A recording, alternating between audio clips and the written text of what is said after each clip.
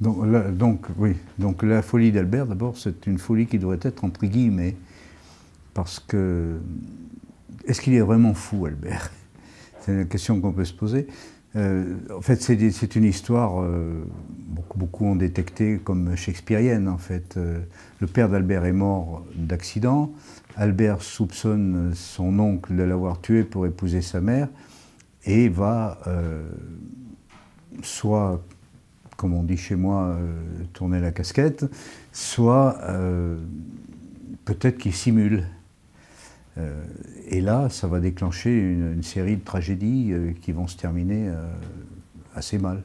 Est-ce qu'on peut dire que ça se termine mal sans tuer le suspense? Je ne sais pas.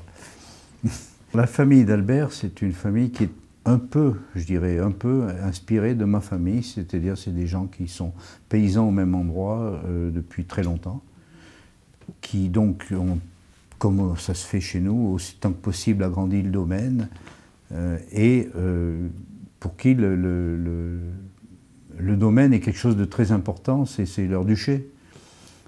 Et donc, le père d'Albert, celui qui va mourir au premier chapitre, veut que son fils reprenne le duché, si on peut dire.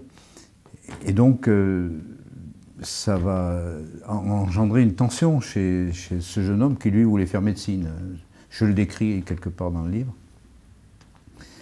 Alors après, qu'est-ce qu'on peut dire de cette famille? C'est une famille soudée, hein, à la base, mais c'est une famille où comme ça se pratiquait chez nous, on va dire dans l'ancien monde d'avant 1968, c'est une famille où les unions se faisaient autant pour sortir arrondir un coin de terrain que par amour, et l'amour venait en second lieu s'il venait. C'est une famille où les gens sont assez rudes, mais ça c'est un peu la caractéristique des gens d'où je viens. C'est vrai qu'on habite un pays pauvre, comme beaucoup de pays de montagne. L'altitude de notre plateau est quelque chose comme entre 800 et 1200 mètres en gros. C'est-à-dire que les hivers ils sont très longs, relativement rigoureux, pas autant qu'il me souvient dans mon enfance, mais c'est quand même pas mal. Le sol est pauvre, si on attend d'y faire pousser, il faut attendre parfois un certain temps. La patate s'y plaît un peu, le seigle y survit, et ce qui pousse le mieux, c'est la fougère et le genêt. Donc ça modèle des gens d'un certain type, assez rude, je l'ai déjà dit, oui, assez réservés, pas forcément très joviaux dans leur façon de faire, sauf au bistrot. Qu'est-ce qu'on peut dire d'autre de ces gens-là? J'en suis. En général assez droit, plutôt droit et plutôt respectueux de la parole, paysan quoi. Mais je pense qu'on retrouve, quand on connaît un peu la Savoie ou la Haute-Provence, là je vais finir par parler de Giono, mais enfin bon, on va essayer.